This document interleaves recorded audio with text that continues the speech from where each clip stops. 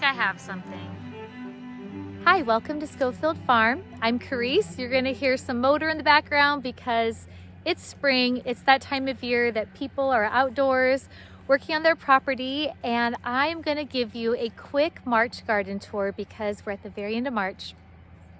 I can't believe we're already at the very end of March, but I want to show you things as we've been cleaning them up before we actually start planting things out for the summer. I'm happy to have you here. If you've been here before, welcome back. We do garden tours every month. If you're new here, welcome. I hope you enjoy seeing what our Northern California little 3.5 acre homestead garden looks like. Let's get started. These chickens are my little friends. Whenever I come to the garden, they want to come and see if they get treats. So you might hear them in the background as we do our tour. Let's start with a bed that's largely garlic.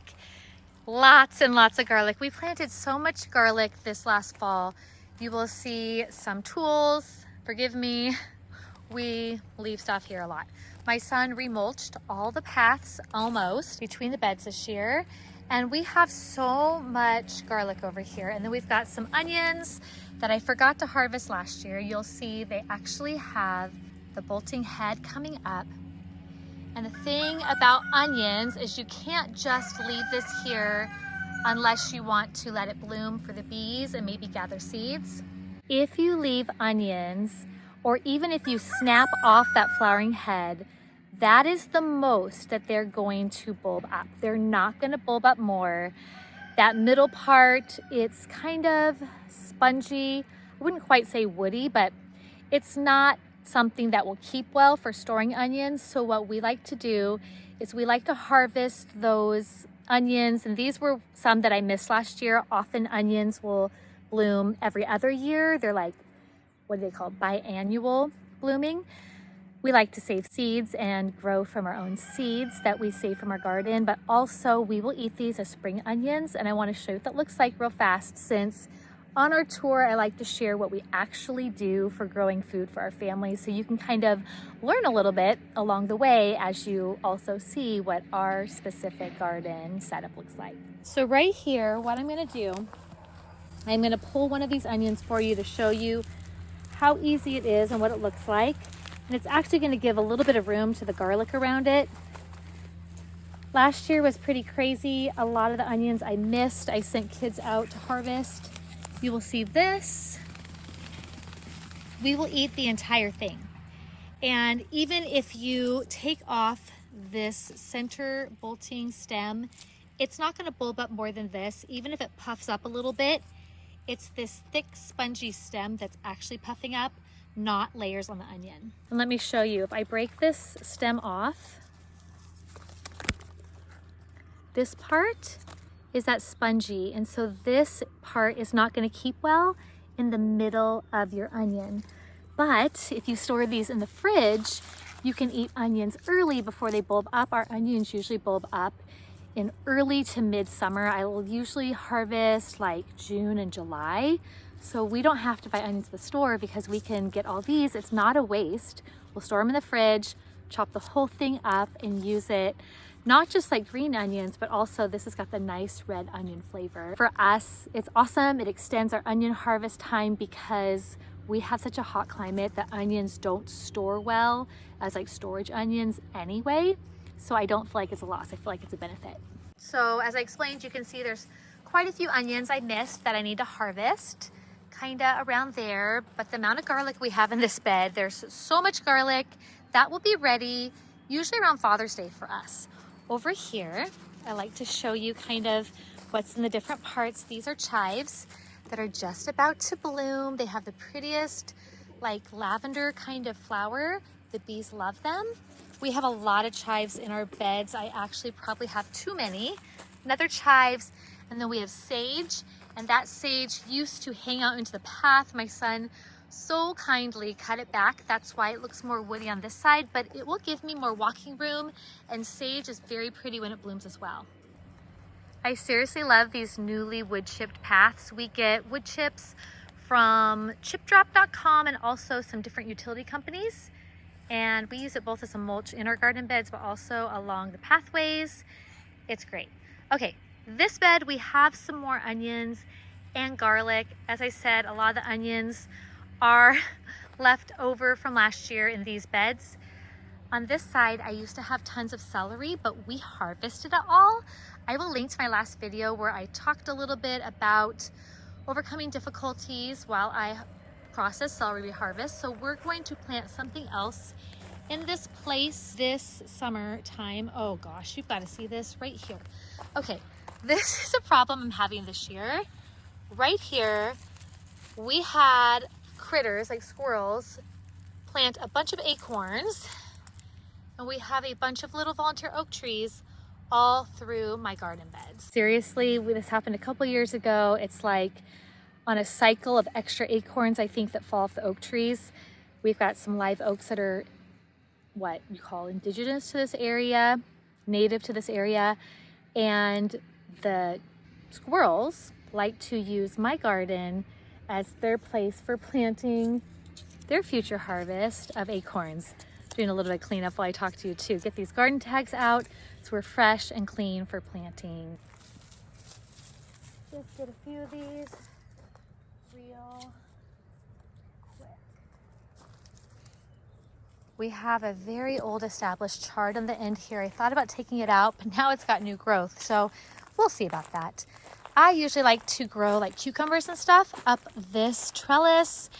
And then I usually have tomatoes in the summer here. We'll see what we do this year. We have lots of chives in the middle. Chives, chives, chives. As I said, I probably have way too many chives. Way more than we can ever eat. But we make a really nice chive salt. I'll have a video I link in the description below how I do that. But look here, more acorns. And you can actually see the acorn at this one. Look, here's the acorn. Here's the plant. Here's the acorn and the plant hooked together. I don't want oak trees in the garden beds. Okay, this next bed is my strawberry bed that I keep saying every single garden tour month. I always say, I need to clean this out. Yes, I do need to clean this out. I'm going to try to do it as soon as we have good weather. You guys, we've had so much rain. We are quite a bit over our annual rainfall, and we have rain starting tomorrow, like the next 5 days. So I keep looking for a window of time. There's not rain. While it was sunny this last time, we had winds up to like 50 miles an hour. So that wasn't the time to clean out the strawberry bed or anything else in the garden for that matter. So you can see how overcrowded it is. And there's like some old plants of it that need to be pulled back. So I will do that. I will do that soon. Hopefully I'll be able to show you in April that I did it. Hopefully you can keep me accountable.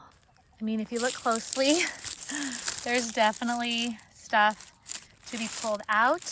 And there might even honestly be some berries in here because we've gotten berries in the middle of winter before. That's not odd for our area, but it's just been so wet and rainy that there's probably a whole lot of slugs and roly-polies in here as well. And yeah, that's gonna be a job. That's gonna be a job.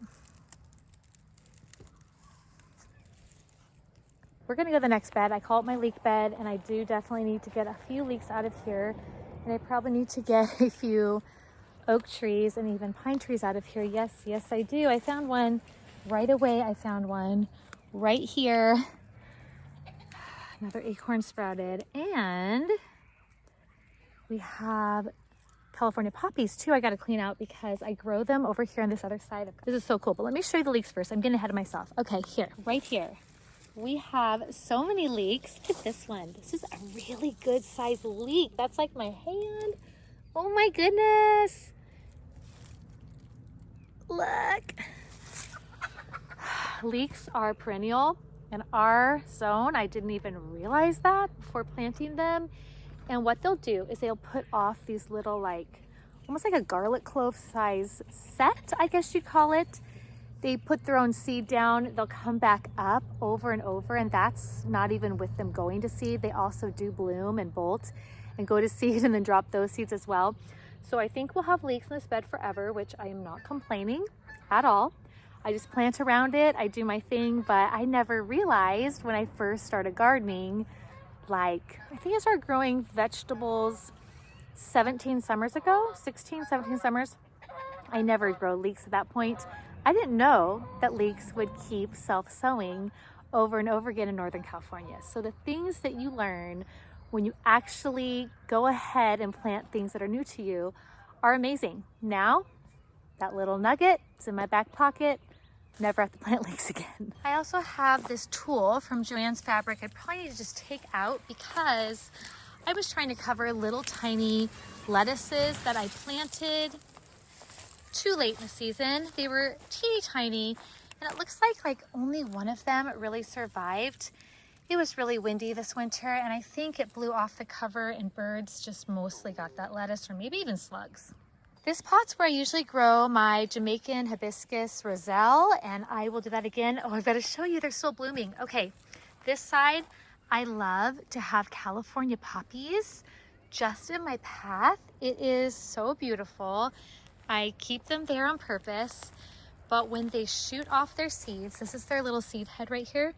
When it dries off and shoots out, sometimes they will land all over, and then you have to pull them out of places you don't want them because they get really large and beautiful, but large. There's another one. I am telling you, oh my goodness. When you keep on top of the weeds, it makes it easier. And when I haven't been out here because of all the rain, I didn't know how many weeds there were in the garden. I just try to do things as I go, and the wood chips really help. You can see the places that the wood chips were sparse is where we have a lot of things coming up that shouldn't be here. This is a better view of those leeks. Aren't they beautiful? I mean, they're really pretty. And they're really tasty, and they're usually ready kind of off season than the rest of the onions and garlic. So we can kind of cycle them in what we use fresh from our garden and not have to buy alliums, you know, the onion family. Coolest story about the California poppies. I love California poppies. I actually love poppies. I tried to plant them a couple years in a row unsuccessfully, and I was having a really hard year one summer and just praying and feeling just sometimes not heard, and all of a sudden this little volunteer comes up in my path and it blooms, and it's California poppies, and it literally felt like a gift from heaven, like the desires of my heart to have poppies, which are, you know, I'm native to California. They hold a special place for me. It felt so seen and heard by God that this is always such a special thing to have in my garden paths, because I didn't plant them. I didn't plant them here. The only place I tried to plant poppies were red poppies in the front of my property, nothing around here. And so this just feels like a kiss from heaven. I love how God does that. Sometimes we can have such a hard time and have so many things go wrong in our life, and then we have something go right that we feel so known and so seen and so heard that it just gives us that strength to go through really hard things. This next bed looks almost like a blank slate. Not quite blank, but blanker than the other ones. This was a hot pepper bed. You'll see a few onions on the end that are bolting, but we have this mustard that's blooming. I always leave stuff for the pollinators. We keep bees. We actually have to replace our bees, but we do keep bees, and I love to have things blooming. We have 2 chard right there. And then we have some onions all around the edges that you can barely see. And the soil line in this bed drops so low.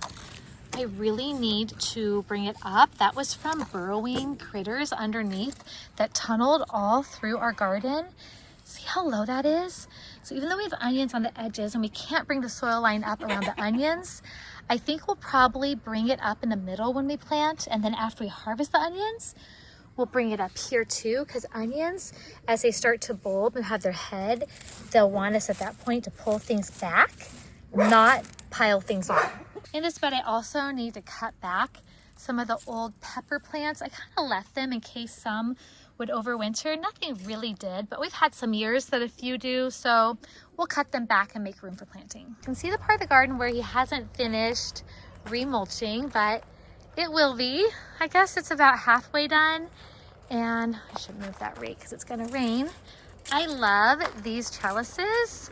We grow things on them all summer long, and so we'll have like loofah and different I don't know, squashes, winter squashes, all sorts of stuff hanging. It's beautiful. Over here, this next bed is got kind of overrun by calendula, but I kind of think it's the best thing possible because look how pretty that is. It blooms in the winter, it blooms in the early spring. I should harvest a bunch of these beautiful flowers to make like a balm with. As I said, we keep bees.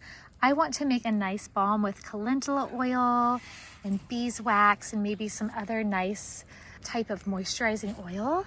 So good for your skin, but they're just so beautiful too. And I love when there's flowers that bloom in different seasons. It helps me actually come out here when there's something beautiful to look at. We definitely have some cleanup of some different pepper plants in here as well. I don't think any pepper plants happen to overwinter successfully, but this won't take that long. Probably just a couple hours to do some cleanup in here, and I'll maybe transplant some whole calendula plants too, because I do want to plant food in here, but it's hard for me to say no to blooming herbs and to flowers. That's not too bad looking for a wintry, end of winter, start of spring bed. So this all needs to be re-wood chipped, and you'll see some weeds growing up. I'm sorry, I gotta get out here. We did potatoes in grow bags last year. I still need to plant potatoes. There are a few potatoes that got left behind, like this one. I might just leave them there, but I need to bring the soil level up and then maybe put some more straw or hay mulch on it. So this is a project I definitely need to work on in April, all the way down. I want to reuse it for that, but oh, here's some that are sprouting right here. See that? So when you forget some or you plant some from your pantry that are sprouting, they'll come back up. So I want to do that again. Oh my gosh, here is another acorn. They're trying to grow me a forest. There's another volunteer, a forest of oak trees in my garden. Being out here after it started to warm up a little bit, I'm like pulling all these weeds, and in between talking to you guys, I definitely have my work cut out for me because things just started to sprout up that it was too cold, and it's kind of cold again, but we had like 2 80-degree days last week, and that's when everything's like, I'm gonna sprout. Bunches of weeds are gonna sprout. And because our wood chip paths got ruined by tunneling gophers and stuff, it basically let weeds that were suppressed see the light. And so it's really hard for me to talk to you without pulling some of this stuff up, because I know that once it gets rained on the next couple of days, it's just gonna spread and multiply and be even worse. Oh my goodness. All right, I need a really good day of weeding out here, like maybe hours, but then it will feel so much better if I do.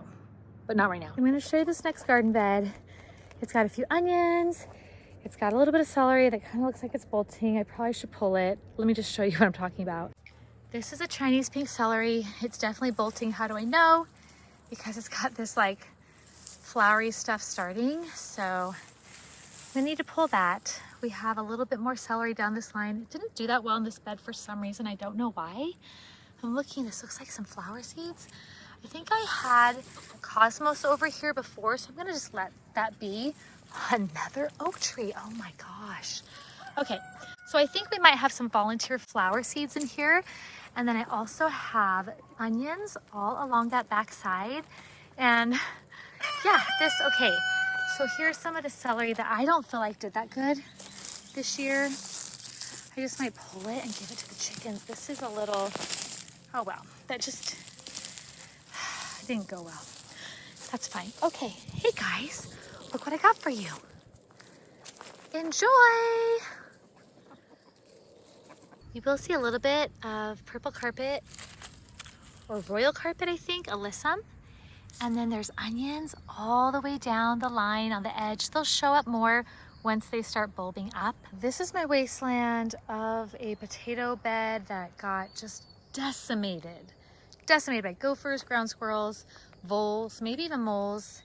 I'm not sure what to do with it this year. I was so discouraged by tunneling. I don't know. I might just let it rest.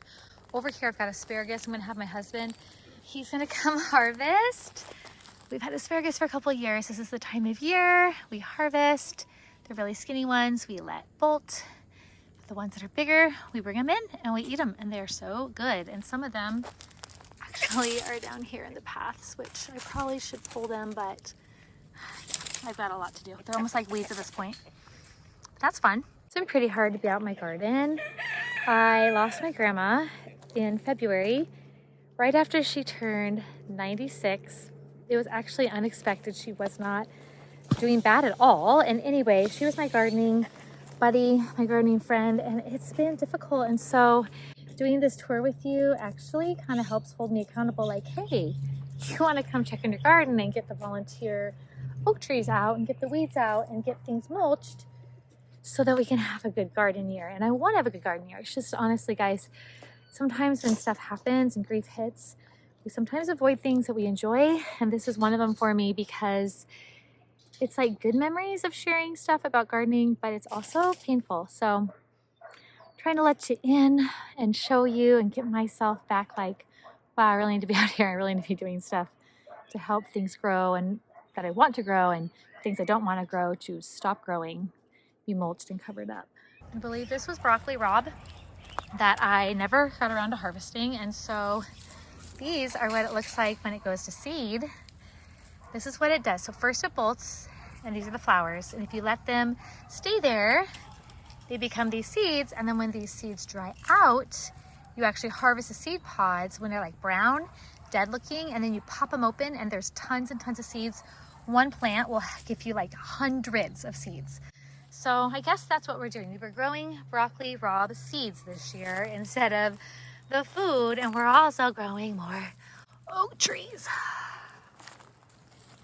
On this other side, besides the oak trees that I'm staring at that I need to take out, choosing to ignore, we had a couple ornamental, I think they were supposed to be cabbages or kale or something ornamental. They're there. They're not doing much. I did plant some radish seeds the other day, and they're coming up nicely. They kind of got scattered because it rained really hard. And then we have some peas that I planted that are coming up. It hasn't been that crazy hot, so they're still pretty small. I'll show you. But they're coming up. So hopefully, another oak tree. They reach for the trellis and they wind themselves up and give me some food before it gets too hot. I keep throwing away piles of oak trees this big over the fence to the chickens, and I don't even know. I don't even know if they're gonna eat it. Are they going to? Are they not? Hey guys, enjoy. Last year I let volunteer strawberries grow in this path. I took most of them out in the fall and sold them as starts. I am planning on taking the ones remaining out and having my son woodchip mulch that. This bed has got beautiful chives about to bloom. It has my kale, which my son just harvested pretty heavily to make zuppa toscana soup, like literally 2 days ago. He didn't actually pull the whole stem off, but you can see he actually brought the soil level up just a tiny bit in here because we did this bed culture, and some of the larger logs were exposed from the soil level falling so dramatically because of the tunneling. But we have the dino kale and cyber frill kale right here that we've eaten a lot off of this winter. They have been a huge blessing. And then these are snapdragons that are going to come back. They're very beautiful and they like to overwinter here. So that's going to be so pretty once they start blooming. Not too terribly long. You'll see some mustards I just let go to seed.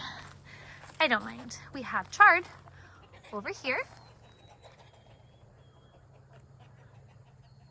More calendula. And then, as I said, we brought some of the soil level up in here. We need to do it for the other beds. It's not super high, but it's a little better. Oh, these are shallots. And I have bunching shallots. Someone shared with me some French gray shallots. And then I planted them a couple years ago, forgot about them. Then I harvested them last year and they were so crowded, they were small. So this year I purposely planted them out better, a little more spaced out. Hopefully we get larger ones, but they were delicious. They were so good. I'm doing it again. And over here, we can't forget this. This is my echinacea that's just starting to come back up. It is one of the most beautiful things in my whole garden, maybe the most beautiful when it's blooming. They are purple coneflower echinacea. They're great for medicinal purposes, but they're just absolutely beautiful in gardens. Just for the beauty, the ornamental part, they are worth it. This bed has given us a lot of lettuce. We have a mix of, let's see, butter crunch lettuce. We have what is called Mayan jaguar. And then we have one in here, I think it's prize head.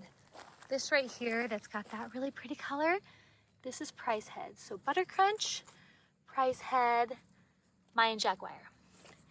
They're really pretty. They're really tasty. In fact, this makes me think I should pick a bunch to have salad this week. That would be quite delicious. We, of course, have more calendula. This is beautiful. This one is called Strawberry Blonde. It is one of the prettiest calendula I've ever seen. Look at that kind of stripy pink on the outside. They're stunning. If you don't have that kind, you should definitely look into it because it is, you guys, it is so pretty. It makes me like, even in my garden path, oh, they're so pretty. Just get the wood chips off of them. They're just absolutely perfect. A little bit more, let's see, these are snapdragons, a different color. I don't remember what color. I think these are more of a salmony color, and the ones over there are pink and yellow blend. And they have a little bit of chamomile right there coming up, just a little bit. I think I thought that I had arugula here, but I don't know. I don't even know if it's coming up. I don't know, guys. Sometimes I plant things. Oh, I'm trying to pull out an oak tree. Sometimes I plant things and then they do or don't come up. Oh, no. I think I planted some carrots here.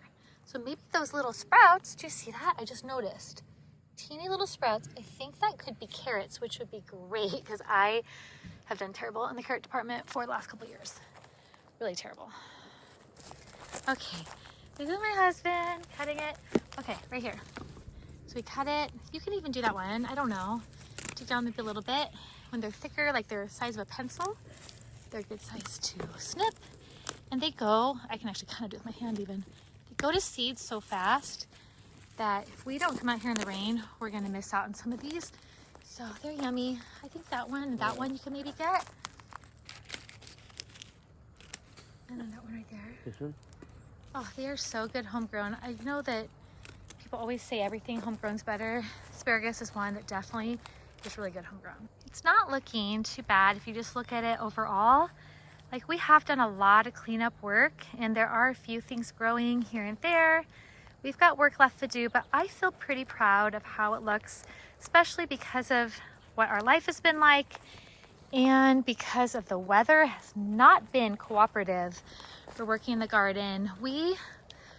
This is gonna be ready. It's gonna be ready to plant, I think, and it's not doing too bad. Even the grapevine is starting to leaf out. We did not prune that this year, so we'll see how we do in the grape department. It's a little overgrown. All right, I'm gonna take you over to our pollinator garden area just because that's one more thing we've done work on in March. Is my husband finally finished kind of putting together this metal garden bed we got from a friend who moved out of state. I want to say it was like 2.5, maybe 3 years ago, but that feels weird. Maybe 2.5. Anyway, all that to say, she gave us this stuff. We never set it up. He set it up great. He filled it with really good soil. Our plan is to transplant blueberries into there that were suffering in my pollinator garden. And they just were getting too much shade and they're getting too much pressure from my chickens. So I want to show you what it looks like. We don't have them transplanted yet. We do have this done. I have a video about our top homestead goals for this year. This is one of our homestead goals. So I want to share it with you. I'll link that video below, but I want to show you we're actually making progress on something that we were hoping to do. So that is a win. Okay, so here it is. It's full. Oh my gosh. You would not ever believe what a deal it has been to do this, but it is full. So we're going to put blueberries in there that we're suffering. And then this one is basically, I think, trash. I think we need to put this in our dump stuff. So just ignore this. This will not be here. Over here, we have our pollinator garden. We have like our citrus covers that got blown off. I'm telling you, 50-mile-an-hour winds are no joke. Ooh, look. This snapdragon's already blooming. This one's one of the prettiest ones I've ever had. I don't think I saved seed from this one this year, but I should now. They're so pretty, they look like fire. Our butterfly bush is alive. We've got a few strawberries. We have some weeds. A giant, beautiful rosemary bush that we grew from 2 little stems that I took out of my sister's rosemary. And then we have lavender. Oh my gosh, it's doing so good. I have not been over here for a little bit, guys, so I'm pleasantly delighted. Our borscht came back. Oh my word, I thought this was dead. Well, that is just lovely. Oh, guys, I'm really, really happy about this. That's a surprise to me. I did not know it lived. I thought that was dead. Okay, this is a guara. I need to cut this part back, but these have beautiful, beautiful flowers in the summer. They do really well in our heat. And we have a bunch of hollyhocks that, yeah, they will do beautiful. And it helps block this neighbor's back of their shed. You know, we look out a window at it from my girls' room. And I want to show you what we're trying to save. Is it even in here? We had some blueberry bushes. This one might be dead. We had a couple that just kind of didn't do well. And if there's anything alive here, we will dig it up. If not, we'll dig it up and, you know, it'll be done. But this one over here, here's an example. Blueberry bush, just not doing well in a pollinator garden. It is alive, but not thriving. It doesn't like the alkaline soil, and we've tried. We decided finally we're just gonna give this to flowers. So we'll move that over there. And we've got a couple like that we're gonna do. And here is a sneak peek of my citrus grove. That one is uncovered because of the wind. The other ones are covered. Oh, there's one over there uncovered. Anyway, I should do a whole video on those, but this is getting too long. You guys, thanks for joining me. We will do a April garden tour when it comes April. And this is like the best part of the day, okay? So highlights, found out the borage is alive and thriving. Reasons I need to be in my garden more is volunteer oak forest. I think I pulled over 100, I'm not exaggerating, over 100 volunteer oak trees, some volunteer gray pines. Obviously there was some Bermuda grass, but I got a lot of work to do and that's okay. I'm gonna eat an edible flower and I'll see you in the next video. And the lilacs are starting to bloom. Oh my goodness, hopefully we get to enjoy them without the rain. I love those.